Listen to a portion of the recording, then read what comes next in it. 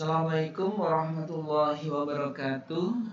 Di pertemuan ketiga akuntansi keuangan menengah ini kita akan mendiskusikan tentang laporan arus kas ya. Di pertemuan ini kita mulai berpikir maksudnya saudara harus benar-benar tekun mengikuti dari awal nanti dari minggu ketiga ini sampai minggu ke-8. Nanti kita butuh logika pemikiran ya, tidak hanya pemahaman, tetapi kita akan melakukan perhitungan-perhitungan. Nah, kita akan mendiskusikan tentang statement of cash flow ya, atau laporan arus kas ya. Laporan arus kas ini diatur di dalam PSAK 2 secara tersendiri ya. Walaupun kewajiban penyajiannya itu diatur di PSAK 1 terkait dengan penyajian laporan keuangan ya. Nah, kenapa diatur tersendiri? Mungkin ya karena butuh penyajiannya itu sedikit berbeda dengan laporan keuangan yang lain ya. Bagi perusahaan yang sistemnya sudah bagus, ini tinggal pencet saja cash flow itu sudah keluar ya. Tetapi bagi perusahaan yang tentunya sistemnya perusahaan besar ya, tinggal pencet sudah keluar. Tetapi bagi perusahaan-perusahaan yang relatif menengah ke bawah, cash flow itu benar-benar harus kita sajikan tersendiri. Artinya harus kita effort secara tersendiri. Kita usahakan sendiri ya. Nah, laporan arus kas ini adalah laporan keuangan yang menyajikan jumlah aliran kas yang masuk ke perusahaan dan jumlah aliran kas yang keluar dari perusahaan atau outflow dan perubahannya selama satu periode tertentu. Tentunya laporan arus kas ini disajikan secara cash basis ya, berdasarkan basis kas, yaitu menyajikan berapa uang yang masuk ke perusahaan dan berapa uang yang keluar dari perusahaan, kemudian sisanya berapa nih selama 1 tahun dan perubahannya. Laporan arus kas itu mencakup kas dan setara kas.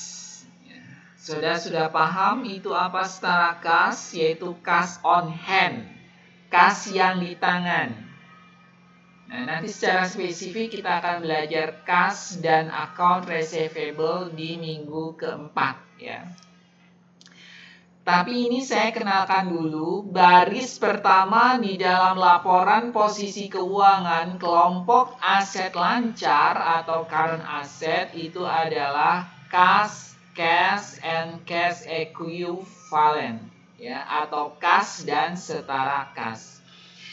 Kas dan setara kas itu adalah kas yang di tangan, kas on hand, kas yang ada di perusahaan, di lacinya kasir perusahaan, juga kas yang berupa tabungan, kas yang berupa giro ya. Saudara harus cari tuh di Google tuh. Apa beda tabungan dalam bentuk tabungan dan bentuk giro ya, atau apa beda giro dan tabungan. Nah, akuntansi harus ngerti ini apa bedanya giro dan tabungan. Search di Google ya, saya nggak mau menjelaskan. Selain kas di tangan, ada tabungan, kas di bank dalam bentuk tabungan maupun giro. Juga ada investasi jangka pendek yang sangat liquid, bisa dikonversi menjadi uang dalam jumlah tertentu, dan memiliki resiko perubahan nilai yang non signifikan ya, tidak signifikan dengan jatuh tempo kurang dari 3 bulan ya. Contohnya deposito yang akan jatuh tempo 3 bulan, maksimal 3 bulan dari tanggal pelaporan. Kita punya deposito nih, kita buka deposito 6 bulan ya, kita buka di tanggal 1 Agustus. Maka pada saat kita menyusun laporan posisi keuangan tanggal 31 Desember, nah deposito ini bukan investasi jangka pendek, tapi merupakan kas dan setara kas. Beda lagi kita punya deposito 6 bulan, kita buka tanggal 1 November.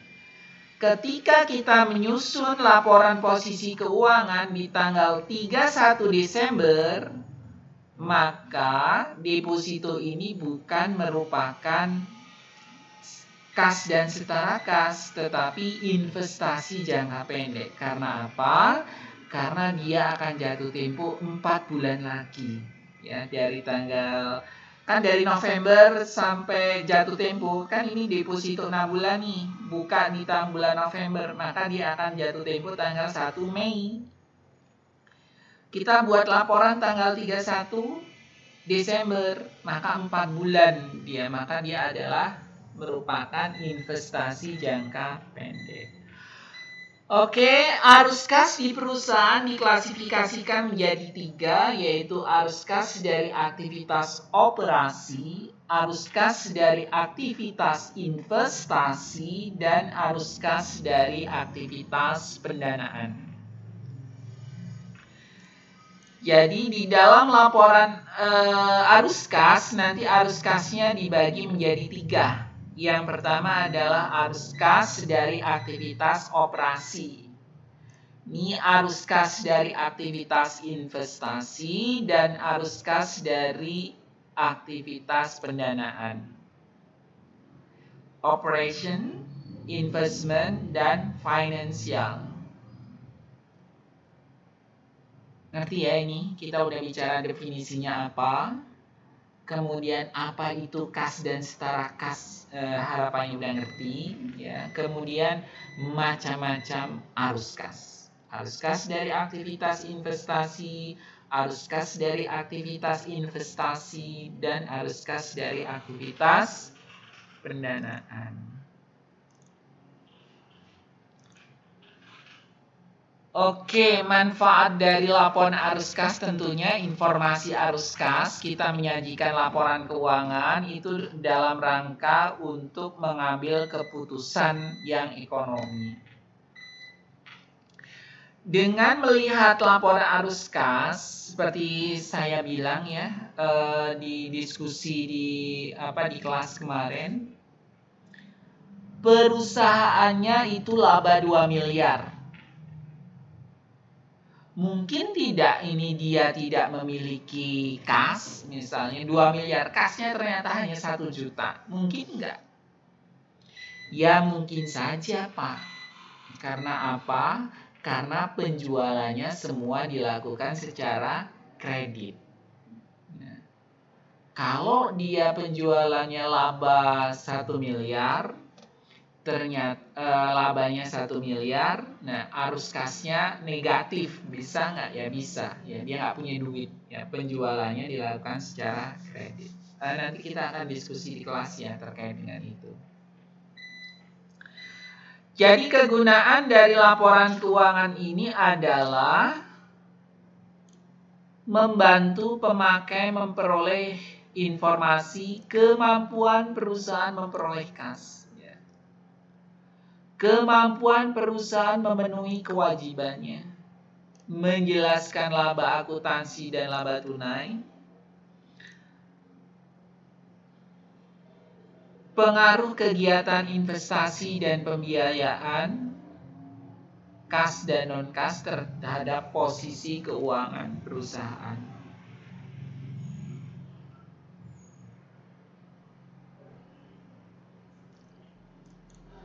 Oke. Nanti manfaatnya nanti kita saudara diskusi lebih lanjut ya terkait dengan manfaat laporan arus kas ya.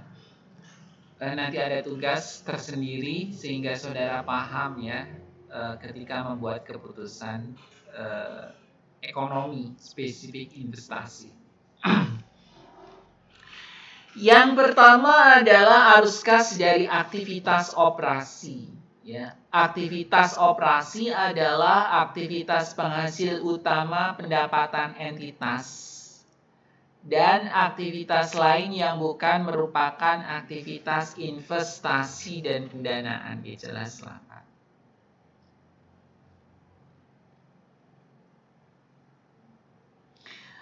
Arus kas dari aktivitas operasi, jadi aktivitas operasi itu misalnya Ramayana, aktivitas operasinya apa ya? Jual beli barang ya.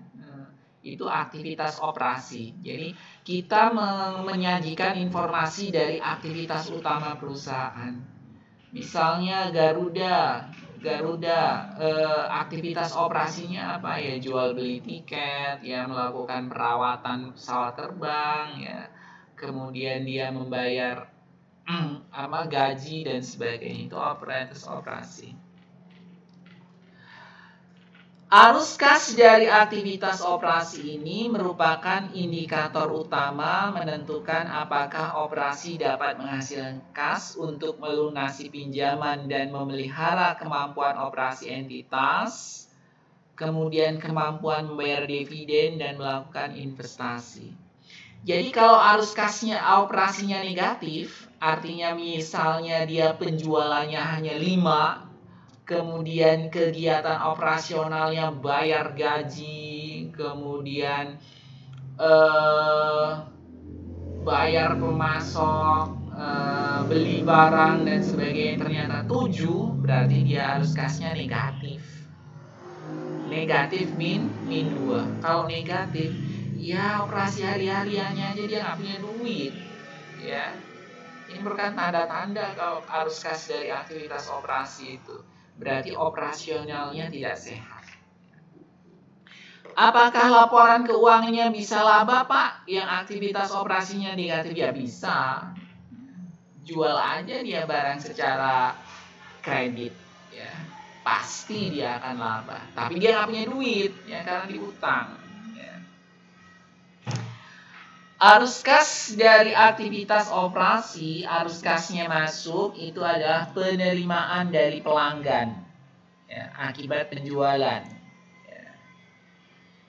Arus kas keluarnya ya pembayaran kepada pemasok atau beli barang, bayar gaji, pembayaran untuk karyawan, pembayaran untuk pajak, ya, dan pembayaran biaya operasional lainnya.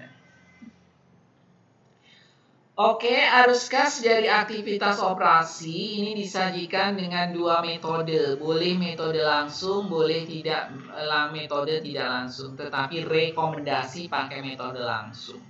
Semua perusahaan yang terdaftar di bursa itu menggunakan metode langsung di dalam penyajian laporan arus kasnya.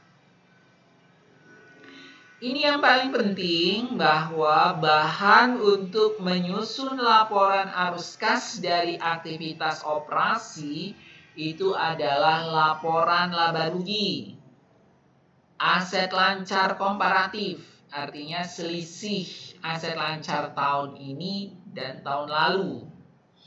Kemudian liabilitas jangka pendek. Oke, jadi arus kas operasi itu bahan utama untuk menyusun laporan arus kas operasi itu, saudara harus punya laporan laba rugi, saudara harus punya aset lancar komparatif, saudara harus punya liabilitas jangka pendek komparatif. Oke. Nah, nanti ini rumus menyusun laporan arus kas dari aktivitas operasi metode langsung. Ya. Jadi arus kas dari aktivitas operasi ini berasal dari penerimaan pelanggan, pembayaran kepada pemasok, pembayaran kepada karyawan, pembayaran pajak penghasilan, dan pembayaran untuk beban operasional lainnya, pembayaran bunga dan beban keuangan, dan penerimaan beban bunga dan penghasilan keuangan. Jadi ini formatnya udah hampir baku atau mirip baku ya, Nak, ya. Jadi kalau arus kas dari aktivitas, mau menyusun laporan arus kas dari aktivitas operasi, Ya akun di bawahnya ya ini, nggak bisa lagi, nggak. Saudara tulis saja penerimaan dari pelanggan, pembayaran kepada pemasok, pembayaran kepada karyawan, pembayaran pajak penghasilan, pembayaran bunga dan beban keuangan, dan penerimaan bunga dan penghasilan keuangan. Ketika itu material.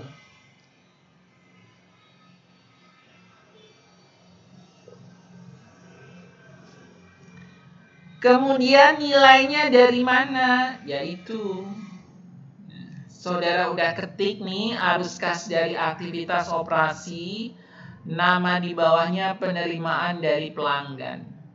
Nah, ini nilainya dari mana? Ya nilainya dari penjualan neto. Penjualan neto di laporan laba rugi. Lihat laporan laba rugi nilainya berapa. Kemudian dikurangi kenaikan piutang. Kalau piutangnya naik, dia akan mengurangi penjualan itu.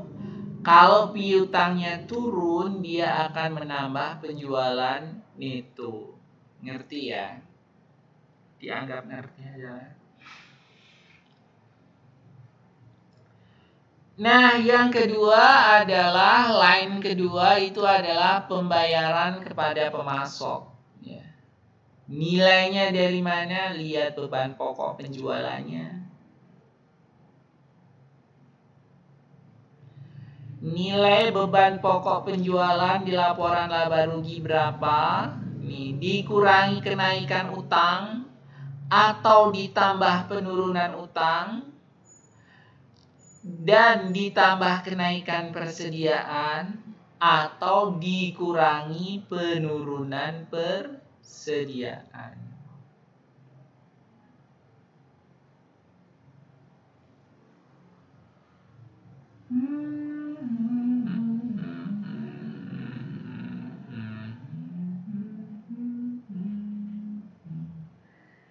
Dan sebagainya ya. Nanti saudara ini, saudara apa itu? Nanti yang lainnya bisa saudara baca ya. Ini apa? Rumus-rumus selanjutnya. Nah, arus kas yang kedua adalah arus kas dari aktivitas investasi. Ya. Perolehan dan pelepasan aset jangka panjang serta investasi lain yang tidak termasuk di aset tidak lancar. Aset lancar.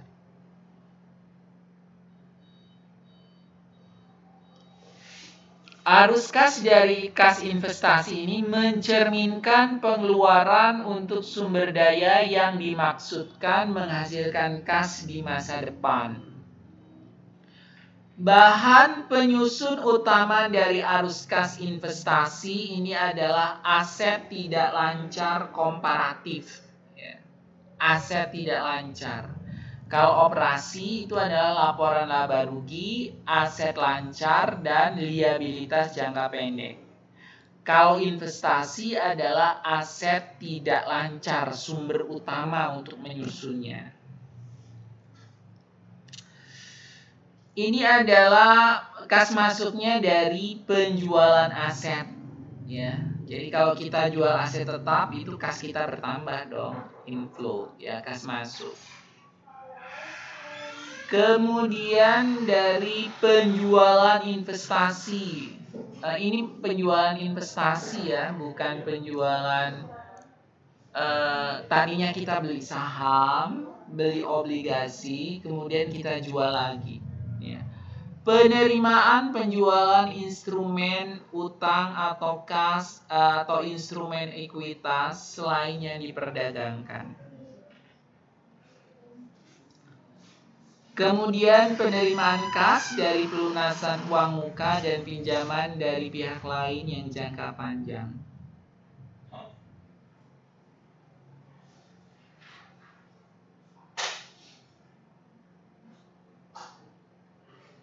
Kemudian kas keluarnya itu ya jelas kita beli aset tetap itu kas keluar. Kita beli investasi itu investasi dalam saham, investasi dalam obligasi. Itu semuanya adalah kas keluar dari arus kas dari investasi. Jadi sumber dananya sumber datanya itu dari aset tidak lancar. Selain itu, untuk arus kas pendanaan itu adalah aktivitas yang mengakibatkan perubahan dalam jumlah serta komposisi kontribusi modal dan pinjaman entitas. Ya. Sangat berguna untuk memprediksi klaim atas arus kas masa depan oleh penyedia modal entitas. Bahan utamanya adalah liabilitas jangka panjang dan ekuitas. Kas masuknya dari mana? Ya dari pinjaman bank jangka panjang, ya dari penjualan obligasi, ya penjualan obligasi sendiri nih, kemudian penjualan saham sendiri. Outflow-nya dari mana? Ya pelunasan utang jangka panjang, kemudian penarikan kembali saham, ya itu termasuk kas keluar dari aktivitas pendanaan.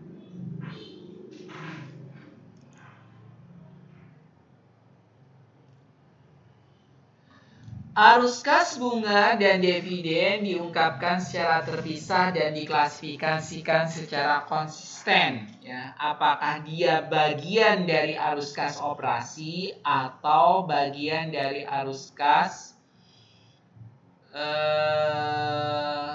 beban bunga dapat disajikan sebagai arus kas operasi atau pendanaan. Pendapatan bunga dapat juga disajikan sebagai arus kas operasi atau investasi. Tergantung dia perolehannya dari mana. Jadi kalau dia itu tidak signifikan perolehannya, masukkan ke aktivitas operasi.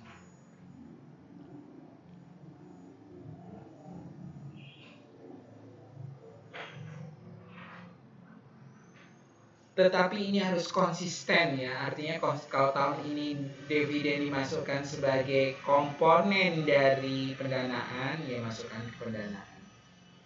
Ya. Ini contoh, beban bunga dapat disajikan sebagai arus kas operasi atau pendanaan. Artinya itu adalah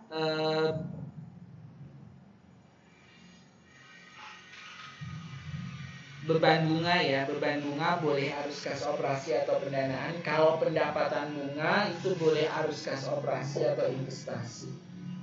Begitupun dividen.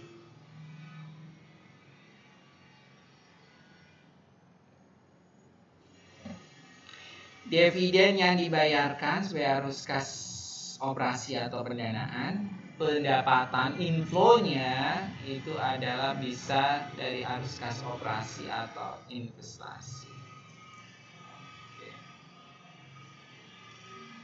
Arus kas yang berkaitan dengan pajak penghasilan disajikan dalam line sendiri. Disajikan dalam arus kas dari aktivitas operasi. Oke, pajak penghasilan bagian dari investasi. Oke.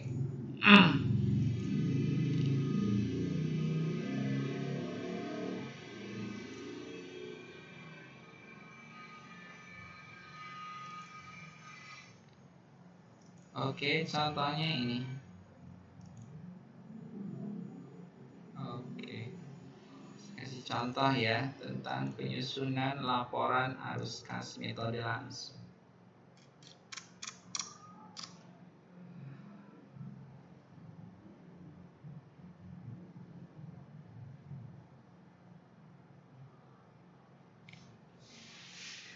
Bahan untuk menyusun laporan arus kas itu bahannya adalah laporan laba rugi.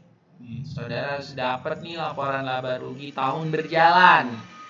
Juga laporan posisi keuangan tahun berjalan dan tahun sebelumnya. Ini adalah bahan menyusun laporan arus kas. Kalau dia arus kasnya arus kas aktivitas operasi, maka bahannya adalah laporan laba rugi, aset lancar, ya, aset lancar, dan liabilitas jangka pendek. Untuk aktivitas investasi, maka sumber datanya adalah aset tidak lancar. Untuk arus kas pendanaan, sumber datanya adalah liabilitas jangka panjang dan ekuitas. Nah, berikut adalah neraca laporan laba rugi dan neraca komparatif PT ABC.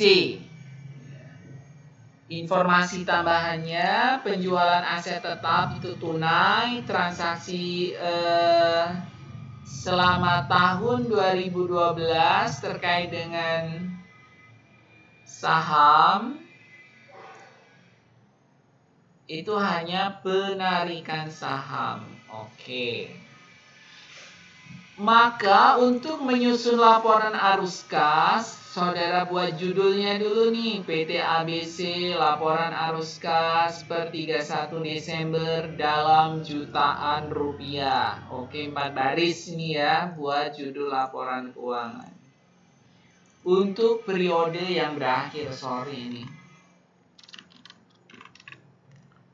Untuk periode yang berakhir 31 Desember 2012. Langkah pertama adalah tulis arus kas dari aktivitas operasi. Oke.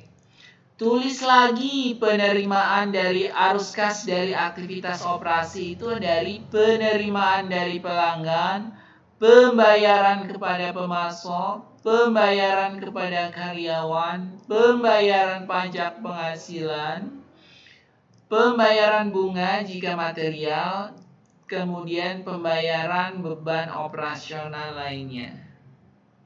Penerimaan bunga juga boleh ya.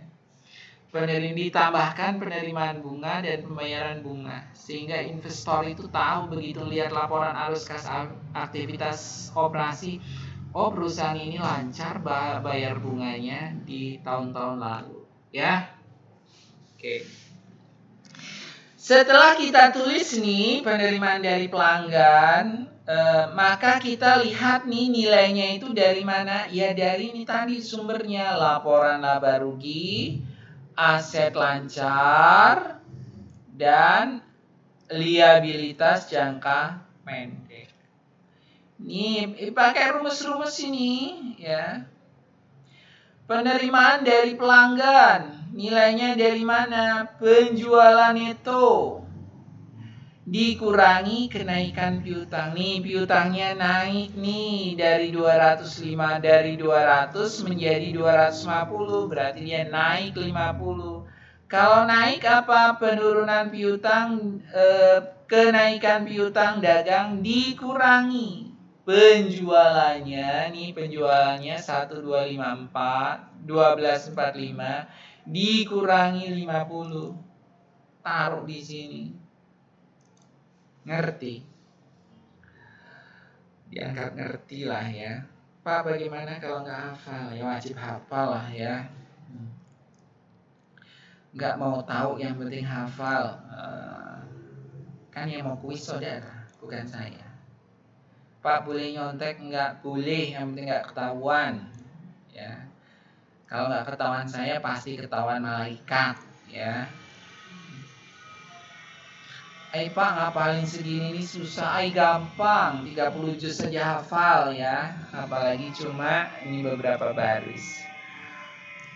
Pokoknya susah lah Pak. Cari 1000 alasan untuk mudah ya. Yang kedua adalah pembayaran dari pemasok. Nilainya dari mana nih? Dari sini nih. dari beban pokok penjualan dikurangi kenaikan utang atau ditambah penurunan utang. Lihat, utangnya nambah atau naik? Utangnya turun. Berarti penurunan utang ditambah. Ya, berarti beban pokok penjualannya ditambah. Gitu ya, Pak? Iya.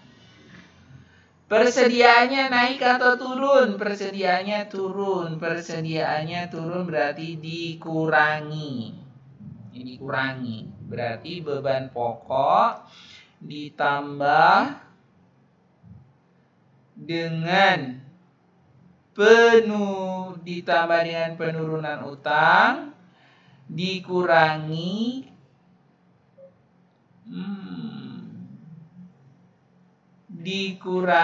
penurunan persediaan. Ketemu 10875.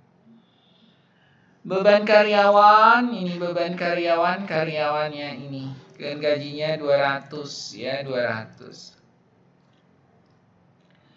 Beban pajak penghasilan berarti sini pajaknya yang dibayar itu 35. Tetapi ini ada mana pajak ini? Utang pajaknya naik.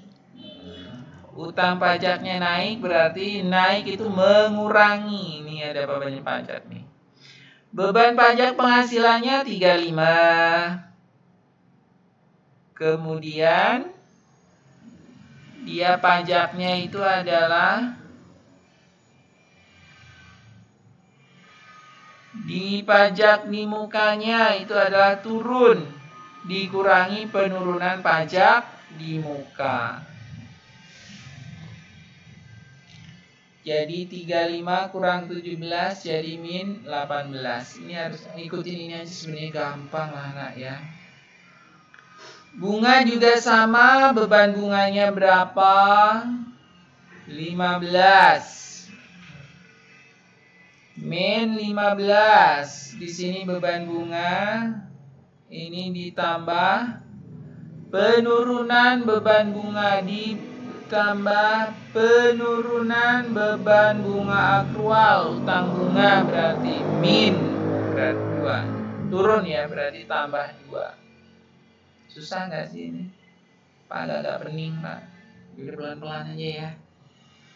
Saudara lihat ini. Kemudian beban akrual itu adalah utang, beban. Ya. Pembayaran operasional lainnya. Nah, berarti yang tidak ada itu adalah beban sewa. Masukin sewa. Pak, kenapa beban penyusutan nggak masuk? Ya nggak usah kita masukkan beban itu kan karena penyesuaian. Penyusutan itu tidak ada aliran kas di sana, hanya beban sewa pada beban depresiasi pada akumulasi depresiasi, tidak melibatkan kas, makanya tidak dimasukkan dalam laporan arus kas. Oke ya? Ngerti? Kemudian di total jadilah jumlah arus kas dari aktivitas operasinya 53. Masih positif, masih bagus. Kalau negatif baru ini error ya. Kemudian arus kas dari aktivitas investasi ini sumbernya adalah aset tidak lancar. Kita lihat aja aset tidak lancarnya. Diwakili aset tetap nih contohnya. Dia ada turun nilainya 19. Kenapa dia turun? Lihat buku besarnya. Buka mutasi-mutasinya kenapa dia bisa turun. Ya, makanya akan kita peroleh ini, informasi ini. Selama tahun 2012, selama tahun 2012 ini nak.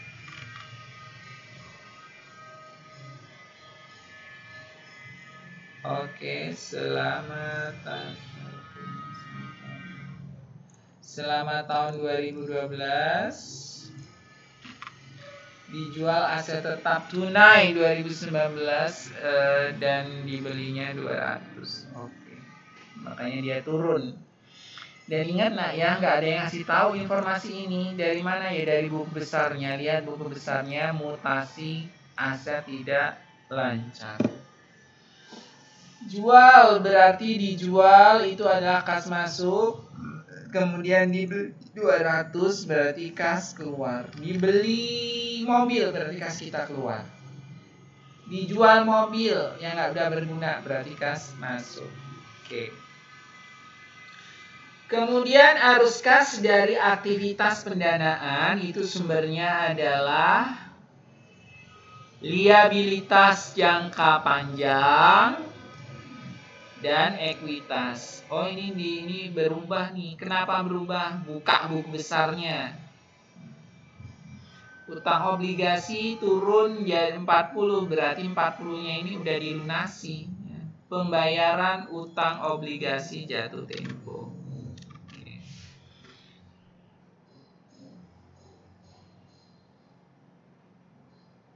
Saham biasanya juga turun. Saham biasa turun ini karena pembelian kembali saham secara tunai. Oke, aktivitas pendanaan 17, kenaikan penurunan arus kasnya itu dari ini. Arus kas operasi ditambah arus kas investasi ditambah arus kas pendanaan. Ketemulah kenaikan penurunan arus kas min 6. Kemudian ada arus kas awal tahun, ini dari sini.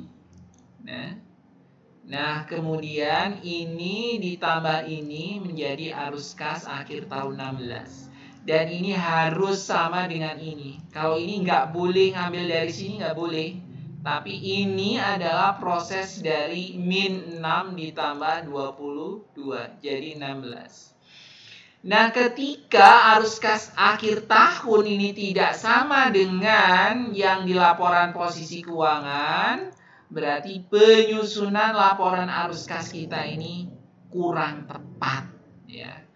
Salah satu ciri penyusunan laporan arus kas ini tepat bahwa arus kas akhir tahun di laporan posisi keuangan ini akan sama dengan laporan posisi keuangan di tahun tersebut. Oke, mungkin itu saja. Terima kasih banyak. Mohon maaf atas segala yang kurang berkenan. Saya akhiri. Assalamualaikum warahmatullahi wabarakatuh.